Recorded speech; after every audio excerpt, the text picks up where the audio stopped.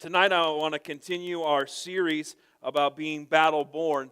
The Bible is full of amazing speeches.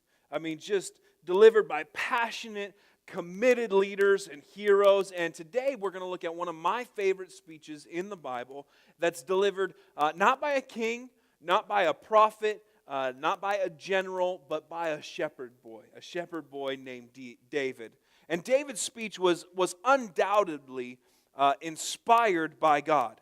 His words set the stage for one of the greatest upset victories of all time. In fact, it's become kind of a part of our culture, the whole idea of David versus Goliath. You hear that metaphor used all of the time, and it's from this story. And David kind of just amplifies it with this speech. It's not a long speech. In fact, David spoke only about 60 Hebrew words, so it's not long at all, but it's filled with meaning. And so if you're facing a challenge, if you're facing a struggle, the giant in your life, if you're working on being battle-born, then each of us should make this speech our declaration and our prayer.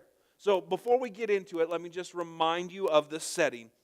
The Israelites and the Philistines were at war.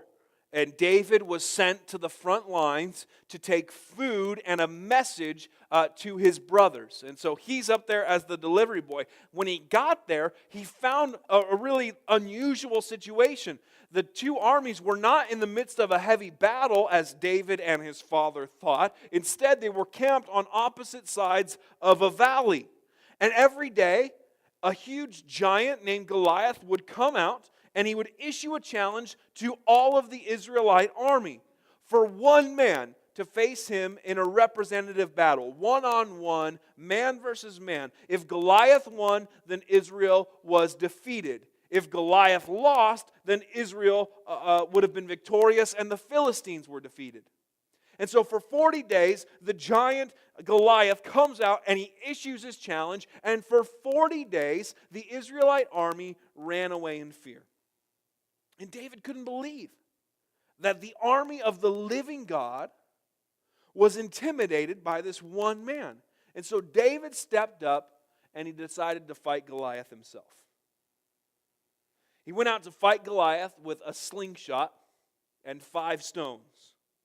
Goliath had this huge spear and a massive sword. He was covered with armor from head to toe, and not only that, he had a guy out in front of him carrying a man-sized shield out in front of him going toward him. And you can imagine the tension as both David and Goliath come down the hills into this valley as they approach each other. And Goliath is looking at David, and he begins to hurl insults at him. And this is found, our story is found in 1 Samuel chapter 17. So if you have a Bible, you can turn to 1 Samuel chapter 17. If you don't have a Bible, we would love to give one to you. We have some out at the concierge cart. We believe the Bible is important for all of us to know and understand. And so we want to encourage you to read the Bible and to read this story. And so we've got a paper Bible for you, or you can go to bible.com/app and download one. So this is 1 Samuel chapter 17, starting in verse 41. Goliath walked out toward David with his shield bearer ahead of him, sneering in contempt at this ruddy-faced boy. "Am I a dog," he roared at David, "that you come at me with a stick?" And he cursed David by the names of his gods. "Come over here, and I'll give your flesh to the birds and wild animals." Now, I can just imagine that when Goliath is done, right? He's shouting as he's walking towards David. And when Goliath is done, the Philistine army is just like, yeah, get him. You know, they're bloodthirsty. They're ready to see David slaughtered. And so David listens, and then it's his turn. And instead of curses or insults, David makes this incredible, powerful speech. And I can just imagine that as the valley kind of grows quiet, you know, they're at the bottom of this ravine, so everybody can hear as David's voice echoes up the hills. The speech was not just directed at Goliath, it's for the Israelite army behind him. Just years later, the soldiers that were there would recount the story. They would tell their grandchildren of the day that David faced the giant. If it happened today, it would be a viral video. It'd be all over the internet. And we get the mindset, in this speech, we get a peek into the mindset of David, the mindset of a giant defeating champion. And we discover some truths about being battle-born. So here's what David says in verse 45. David replied to the Philistine, "You come to me with sword, spear, and javelin. But I come to you in the name of the Lord of heaven's armies, the God of the armies of Israel, whom you have defied. Today the Lord will conquer you, and I will kill you and cut off your head. And then I will give the dead bodies of your men to the birds and wild animals, and the whole world will know that there is a God in Israel. And everyone assembled here will know that the Lord rescues his people. But not with sword or spear. This is the Lord's battle, and he will give you to us." David starts his speech with some facts, with some truth. You come to me with sword and spear and javelin. Fact and truth have become muddy terms, a little bit of muddy waters. The idea that there is your truth and my truth, the idea that there are alternative facts is quite simply false. We believe in truth. We believe in seeking and knowing truth. We believe in following truth wherever it leads us. Truth is not the opposite of faith. Christians must be people of faith, and we must be people of truth. And so David doesn't walk out to the giant and say, "Well, you're not a giant. You don't have any weapons." That would have been foolish. That's not faith, that's foolishness. Everybody could see the giant, and they could see his weapons. And so the first principle in how to face a giant and how to be battle-born is you have to acknowledge the truth. Admitting the truth that exists doesn't in any way mean that you don't have faith. Instead, what it does is it sets the stage for a miracle, for being battle-born. All through the New Testament, Jesus encounters people, and he asks people a very simple question. He asks them, "What do you need? What do you want me to do for you?" Jesus knew what they needed. He's interacting with people who are blind, people who are crippled, people who had leprosy. But he still asks them, "What do you need? Tell me what you need." Admitting your need, acknowledging the truth, is not some kind of negative confession. Instead, it's identifying the giant in your life that has to be defeated. And so for the past few weeks, as we've been talking about being battle-born, I've asked you to write down the giant that is in your life. In fact, would you do me a favor? Grab the bookmark that's with your connection card and write it down. Write down the giant. This is for you. You're not turning it. This is for you. Flip it over. Write it down on the backside, and don't tell just tell the truth. Don't couch it in kind of fluffy terms or spiritual terms. Acknowledge the truth. David said, "You come to me with sword and spear and javelin, but I come to you in the name of the Lord of heaven's armies, the God of the armies of Israel, whom you have defied." See, the truth is that Goliath had some very advanced, technologically advanced weaponry for his time. These are cutting-edge weapons that Goliath is coming out onto the battlefield with. And it was also true that David was on God's side. I say it again. It's also true that David was on God's side. And I think this part is important. It's not that God is on David's side. David is on God's side. And so, as you're facing the giant in your life, we don't ask God to be on our side. If God is on our side, we're on the wrong side. We are on God's side. And so David is saying, I'm on God's side. I'm coming to you in the name of the Lord of heaven's armies, the God of the armies of Israel, whom you have defied. David served the same God as all of the other Israelite soldiers, but David had a different perspective of his God. David saw God as God Almighty. He saw him as all-powerful, the undefeated, undeniably great God. And David's different perspective on God gave him a different perspective on the giant that was in front of him. David didn't run away in fear. Now remember, Goliath is still a giant.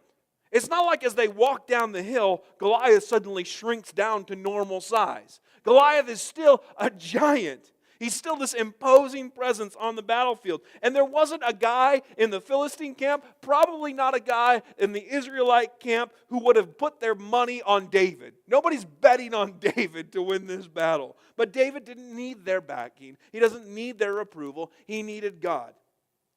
David believed his God was bigger than a spear or a sword. David served a big God, the Lord Almighty. David's giant perspective of God made Goliath seem like a midget instead of a giant. And that's the second principle.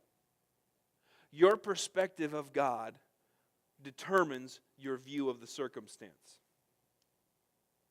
Well, what's my perspective on God? It's actually pretty easy to determine what your perspective on God is, or somebody else's. All you have to do is listen to how somebody talks.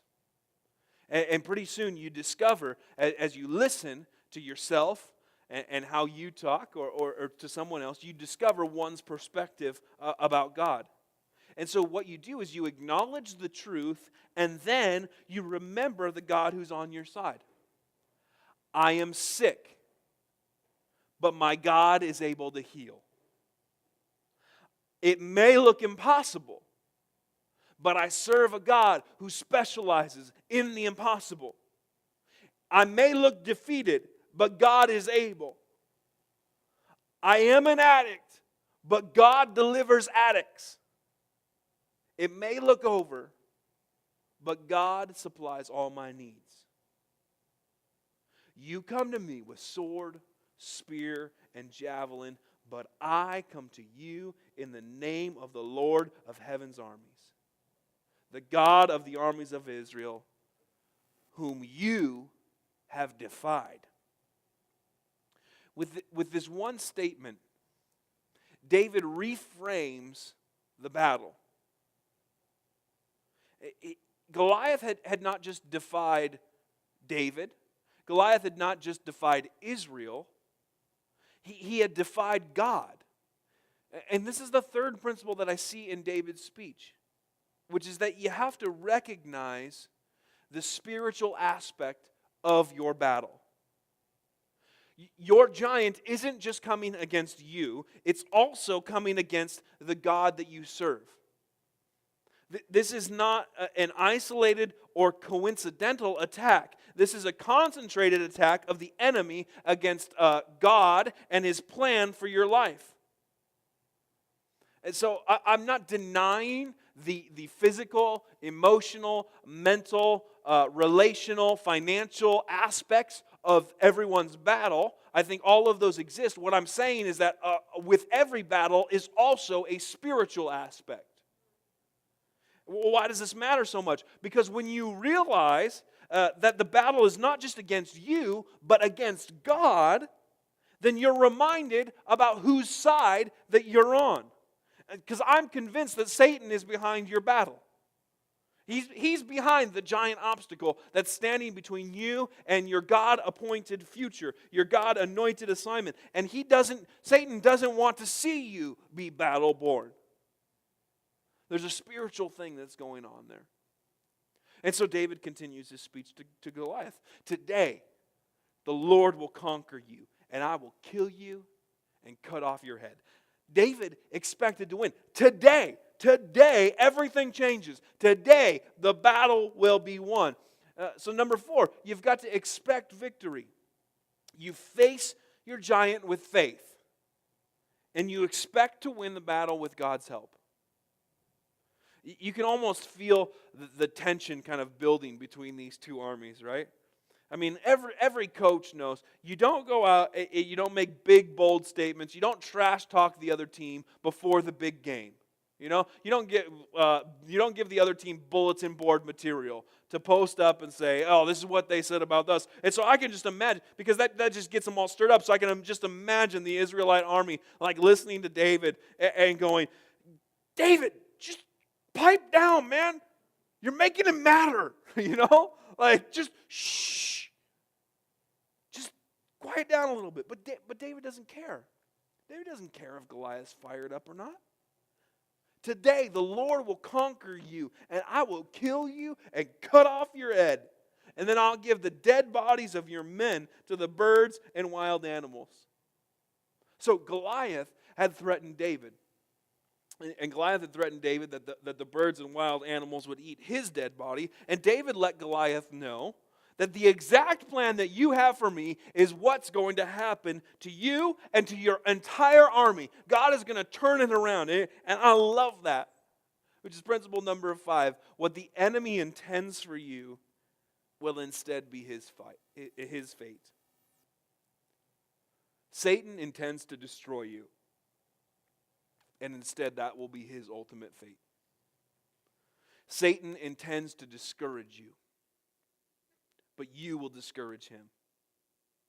Satan intends to stop your mission and your purpose, and instead your purpose and mission will stop Satan. What the enemy intends for you will happen to him. God is an odds-defying, underdog-empowering, table-turning kind of God. Just had the Super Bowl last weekend. Patriots lost, the Eagles won, and the sports books took a beating. I mean, they lost so much money on the underdog. God is an odds-defying kind of God. David told Goliath, "I will give the bodies of your men to the birds and wild animals, and the whole world will know that there is a God in Israel." The whole world will know that there's a God. David didn't say, "and the whole world will know that I should be king, not Saul, this other guy." Or the whole world will know my testimony because I'll get to go on national TV and I'm gonna talk about it. The whole world will know because I get to go on my book tour now. No, David said the whole world will know that there is a God in Israel. And so you can't get too self-focused. You don't think about building your platform or your influence or your followers or about how many likes it's going to get on Instagram or Facebook. God gives you the power to defeat a giant, not to elevate yourself, but to elevate him. Number 6, giants are defeated to glorify God. Giants are defeated to glorify God, not build a name for you. When you're battle born, everyone around you will know that your God is powerful and alive. And if you take credit for what God did, you will soon be facing the same giant that you thought you were strong enough to defeat. David stood facing this massive giant, unintimidated. You know, intimidation is a major challenge. Otherwise, it wouldn't be a giant. You're intimidated, and when you face intimidation, you start to get confused. Your thoughts start to get confused. You forget how to pray. You focus on the wrong things, and you focus on the odds against you. You forget whom you represent, and you just kind of stand there shaking in fear. When you get intimidated, don't back away from the fight.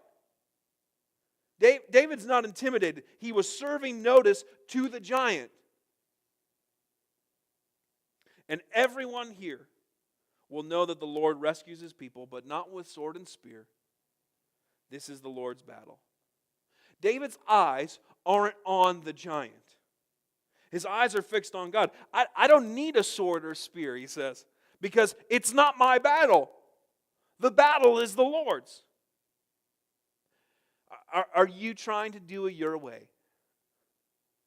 Are you trying to fight it your way? This is one area where I get tripped up all the time. Because I make a plan. And then God comes along and He says to change the plan. And I say, God, we made a plan. We're not changing it. But are you trying to do it your way?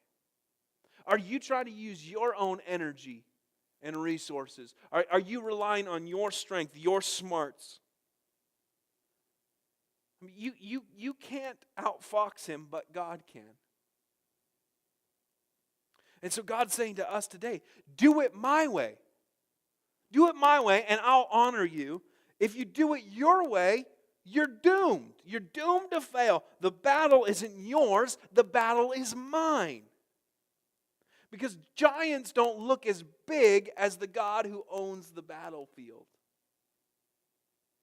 This is number 7. You've got to measure the size of your obstacles against the size of your God. The battle belongs to the Lord. We tend to measure the size of our obstacles against our own strength. We often feel overwhelmed and defeated before the battle even begins. Now, I'm not suggesting that if you measure your obstacles against God, that your battle will be effortless. I'm not saying that. What I'm saying is that David still had to face his giant. He still had to step out on the battlefield. He still got to get out there and use the strength that he possesses, but his confidence isn't in himself. David knew that Goliath was big, but that God was bigger. And so David declared, and He, God, will give you to us. David wasn't just speaking to the giant. This wasn't about one big guy versus a little guy. This isn't trash talking. This is team building, faith inspiring, energizing, empowering moment, because David is speaking to the entire Israelite army behind him. And God will give you to us, not just to me, but to us. When you face a giant, facing a giant has a far-reaching effect. It's not just about one giant. It's not just an isolated battle. Number 8, God's agenda goes beyond one giant. I mean, God will help you defeat your giant. But God is also going to use that to help others win the victory. It's not an isolated event. When you defeat your giant, other people will be encouraged and inspired to believe that with God's help, they too can defeat their giant. We serve a giant-defeating God. In this room, there are people that are all facing giants. But also in this room are people who have defeated giants. And so there's a verse in Revelation. It says that the saints who are there at the end, they overcame by the blood of the Lamb and the word of their testimony. When we share our testimony of God defeating a giant, we overcome. And it's how we help others overcome, by sharing it. And there are giant defeaters in this room who can tell you, hey, you can do it. You can face it with faith. That's why we value jumping off a cliff, because there are people who have jumped off cliffs before and we've made it. And there are people who have defeated giants before, and we're here to tell you, you can do it. God is on your side. You will overcome the giant in His strength. Step out onto the battlefield. Be battle-born. And so David has this just rousing speech as he faces the giant. This is the mindset that you and I need to have. Every day we wake up this week, read this speech. Today is the day my giant's defeated. Today is the day that I'm battle-born.